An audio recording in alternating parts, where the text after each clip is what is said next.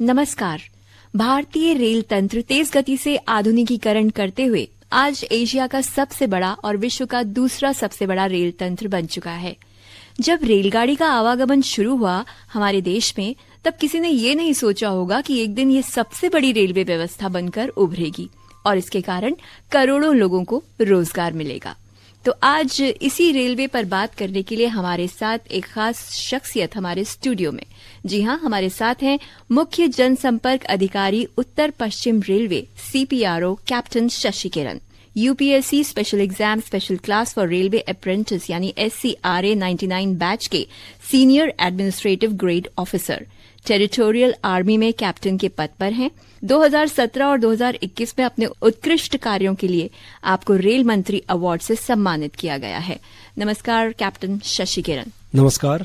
It's wonderful to meet you. और हम बात करने वाले हैं हमारे रेल तंत्र की, जो एक बहुत बड़ा तंत्र है और बहुत से लोगों की निगाहें इसलिए भी इस पर रहती हैं क्योंकि आवागमन का इससे बेहतर साधन हर एक के लिए, हर क्लास के लिए शायद और कुछ नहीं हो सकता। और दूसरा, रोजगार की बात को लेकर सब बहुत ध्यान रखते हैं कि किस तरह से यहाँ पर हमारा अपॉइंटमेंट हो जाए। तो शुरुआत करते हैं इसी बात से कि सर्वाधिक नौकरी देने में भारतीय रेलवे अग्रणी रहा है।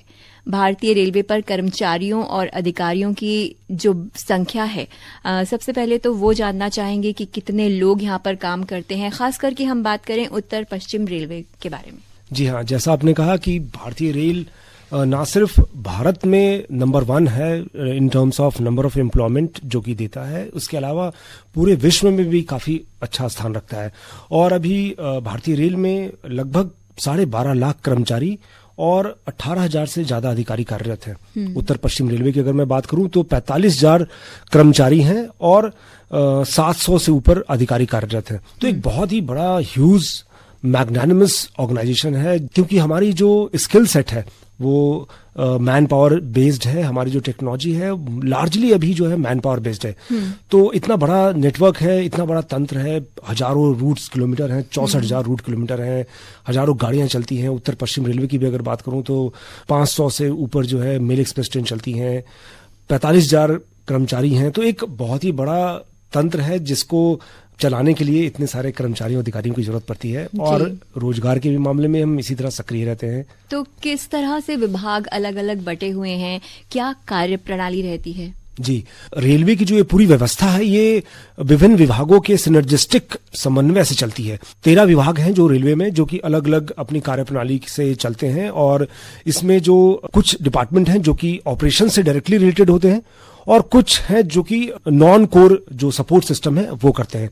जैसे मैं कोर विभागों की बात करूं, जैसे परिचालन विभाग है, ऑपरेटिंग डिपार्टमेंट, जिसका काम होता है ट्रेनों की प्लानिंग करना। जैसे आप जो देखते हो कि हाँ इस प्लेटफॉर्म पर ये ट्रेन आ रही है, इस स्टेशन पर ये जाएगी, कितने बजे जाएगी। सो वो सारी प्लानिंग जो है ऑपरेटिंग डिपार्टमेंट करता है। जो ये ट्रेनों के चलने के बाद जो अर्निंग होती है, फ्रेट ट्रेन चलती हैं या पैसेंजर ट्रेन चलती हैं, उसके लिए एक वाणिज्य विभाग है। इनका अकाउंटर रखने के लिए लेखा विभाग है। जो इतने सारे रोलिंग स्टॉक चलते हैं, जो लाइक कोचेज हैं या वैगन है, लोकोमोटिव्स हैं, डीजल लोकोमोटिव, इलेक्ट्रिक लोकोमोटिव्स अब आ रही हैं, नई वंदे भारत आने वाली हैं। इनके मेंटेनेंस के लिए अलग डिपार्टमेंट है जो कि इलेक्ट्रिकल और मैकेनिकल डिपार्टमेंट है। सिग्नलिंग सिस्टम के लिए अलग डिपार्टमेंट है।